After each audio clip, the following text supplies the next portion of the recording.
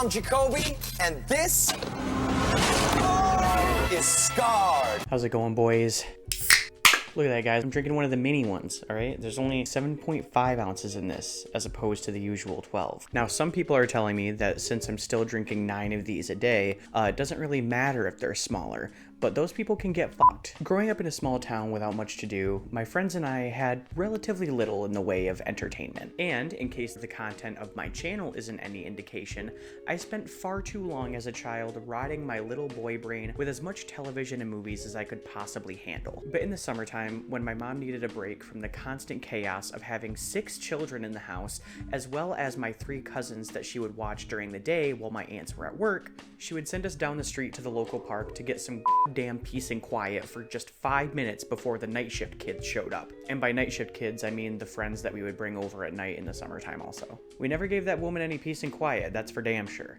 It was during these 4 summers outside that I began to take up skateboarding around the time I turned 11 or 12. I skated for about 5 years, and I was never very good, but that didn't stop me from hyperfixating on every aspect of skateboarding culture. My friends and I would spend entire days at the park practicing on the local basketball court, trying to get better. They all got better than me pretty quickly, both because of my lack of athletic ability and because I was too scared of getting hurt. You mean if I fall down, I get little scrapes, little ouchies on my elbows and my knees? That's no fun. I don't want to do that. Plus, the idea of breaking a bone sounded absolutely horrifying to me. It also didn't stop me from trying to start a skate team when I was in the 6th grade, even though only 3 of us could do a kickflip, and I was not one of them at the time. We call it the Grass Skate Team, and we even made a crappy little video that has since been scrubbed from the internet, and I have no existing copy of it, so you're just gonna have to take my word for it when I say how embarrassing it was, as hard as that might be to believe. I did learn how to kickflip eventually, though. I got a subscription to Thrasher, I played all the skate games, all the Tony Hawk's Pro Skater games, and I would constantly be tuning into MTV to watch reruns of Jackass, Viva La Bam, and a little program that you probably remember called Scarred. MTV insists that our viewers do not send in any home footage of themselves or others attempting stunts. We will not open or view any submission, so don't waste your time. The following stories are real. They contain no recreations or dramatizations. The footage was captured on video by the people involved. Do not attempt these bone-crunching, skin-splitting stunts under any circumstances. They can cause serious injury or leave you permanently scarred.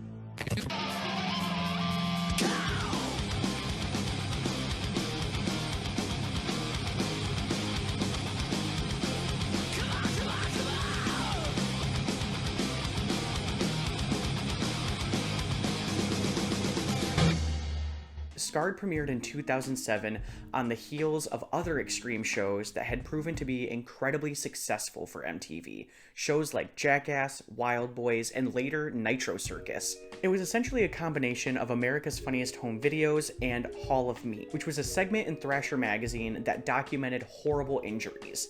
This segment of the magazine was eventually converted to a video segment on their website and is still up today. They have like a massive archive. I'm going to show it on the screen over here, but it just they've got all kinds of videos of people just absolutely eating shit, if that's the thing you're into. Scarred took this skateboard related injury content and broadened the umbrella to include other extreme sports like BMXing, snowboarding, skiing, rollerblading, and even a bull riding accident. MTV executives wanted somebody to host the show who was tied to the rock and roll world or the skateboarding world, and eventually settled on Papa Roach frontman Jacoby Shaddix. Y'all, I'm Jacoby, and this is Scarred. Scarred ran on MTV for just 2 seasons with a total of 20 episodes. And at first, I thought that MTV's willingness to let go of the show when Jacoby left to go tour with Papa Roach meant that the show wasn't doing very well. But I found this really interesting interview written by Nick DeJiba Newtons on Jengem.com, where he gets to interview Brian Nashel, an executive producer from the show, and he actually asks him some very interesting questions. I'm going to link the article in the description in case you want to read it for yourself. But this article shows that there's a little bit more to the story behind Scarred's cancellation. Apparently, the show was doing incredibly well for the network. So well, in fact, that in typical cable television fashion, a studio executive had the thought of, how can I capitalize this in the most stupid way possible? Well, in the summer of 2007, we got our answer with the Scarred live event. The Scarred live event was a 3-hour television special that revolved around a series of anticlimactic stunts and eventually ended with somebody literally jumping over a shark. Just for the record, if anybody in television is ever thinking about jumping over sharks,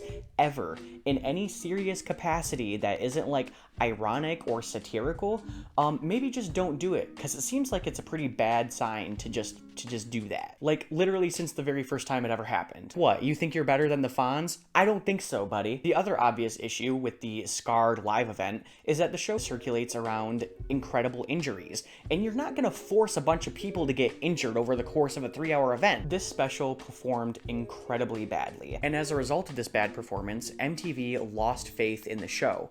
Brian Naschel himself has the following quote. I can't remember who produced it. It wasn't me, but it did not do well, and I think that was the beginning of the network losing faith in the fact that we had an audience.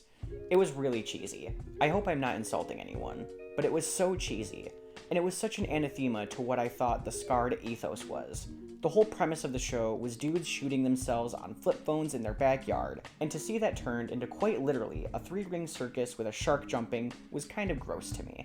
With the failure of Scarred Live and Jacoby needing to leave to tour with Papa Roach, MTV quietly canceled the show without so much as an official announcement. As an adult, watching Scarred is a lot rougher than I remember it being, but over the last couple of years, I've been having a harder time with gore and body horror as it pertains to real people. It really doesn't bother me as much when there's fictional people in fictional situations having these issues, but watching real people suffer in situations like this just gets to be a little too much after a couple of episodes. And it's not just me that feels that way. According to Naschel, he lost 2 editors in the early days of the show because they couldn't tolerate watching the gore and blood and injuries for an extended amount of time. Another interesting thing I found in the Naschel article is that for some of the more intense injuries, especially head injuries, MTV execs required some of these people who were telling their stories to say something along the lines of this. Yeah, I normally wear a helmet, but I wasn't wearing a helmet that day. Or something like, yeah, I really should have been wearing a helmet. You know, if I could go back, I'd definitely be wearing a helmet. Wish I could have worn a helmet when it happened. I should have been wearing a helmet. Got me traumatized. This was just their way of covering things like a little bit extra. And of course, I always watch as much of the show as I can when I'm talking about it on YouTube, just to kind of get a feeling for it. But it was surprisingly difficult to find very many episodes of this show.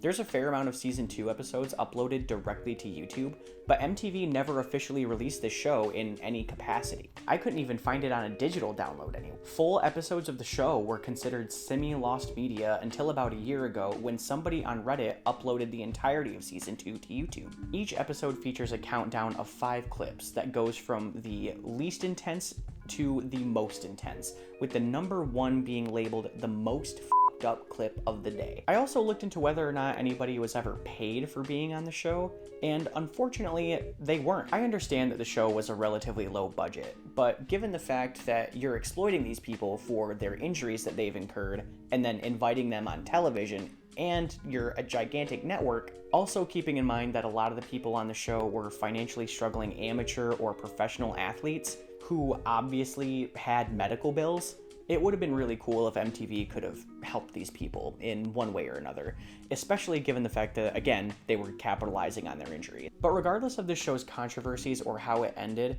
it is a really interesting little time capsule for extreme sport culture in the early 2000s, and I think that's really cool. It perfectly encapsulates the horror of watching somebody get injured, but also the curiosity of whether or not they're alright, and also how bad were they injured. This was a fun show to watch with my friends when I was growing up, and hopefully you got some enjoyment out of it too. That's all I have for you today. My name is Isiah, and thank you for watching my video. Hey guys, real quick, I just wanted to give a shout out to my friend Ryan, who made the music for this video. He doesn't have anything for me to plug right now, but I just wanted to give him credit and let him know I appreciate it. Thank you, Ryan. Thank you. Bye-bye.